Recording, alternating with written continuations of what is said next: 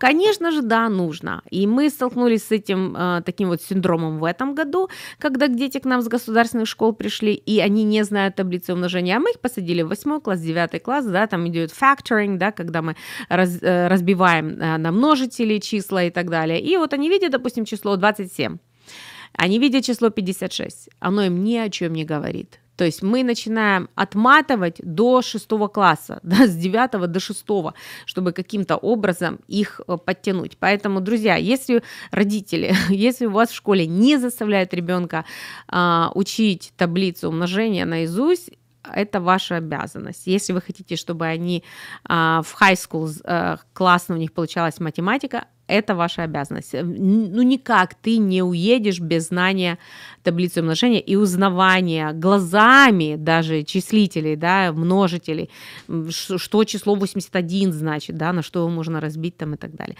Поэтому однозначно это нужно, да.